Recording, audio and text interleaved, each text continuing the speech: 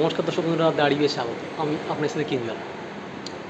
আমরা কিছুদিন আগেই দেখেছি হামজা চৌধুরী, যিনি বাংলাদেশি বংশোদ্ভূত প্লেয়ার, তিনি বাংলাদেশের হয়ে ডেবিউ করলেন।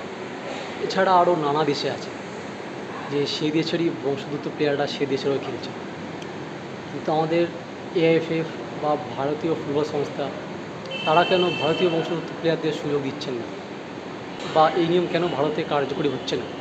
এই নিয়ে কী বলছেন মোহনবাগান সচিব দেবাশিস দত্ত? চলুন শোনা যায়।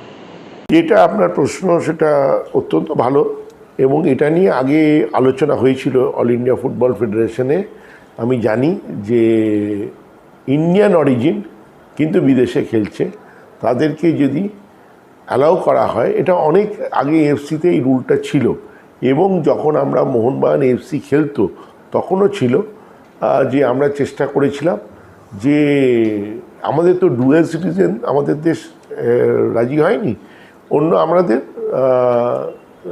কার্ড আছে, যে কার্ডে তারা যারা ইন্ডিয়ান অরিজিন তারা ইন্ডিয়াতে আসতে পারে, কিন্তু অন্য দেশের সিটিজেন।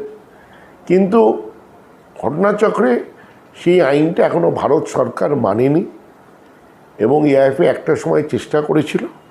আমার মনে হয় এআইএফএর উচিত, যেহেতু ভারত সরকারের সঙ্গে তাদের এখন যথেষ্ট সুসম্পর্ক, তারাই চেষ্টা করলে আমার মনে হয় ভারতীয় অরিজিন বিদেশে খেলছে এরকম অনেক ভালো ভালো প্লেয়ার আছে, যাদেরকে নিয়ে আসতে পারলে, ইন্ডিয়ার হয়ে খেলাতে পারলে, ক্লাবের নয় ইন্ডিয়ার হয়ে খেলাতে পারলে আমার মনে হয় ইন্ডিয়ান ফুটবলে তাতে অনেক বেশি উন্নতি হবে।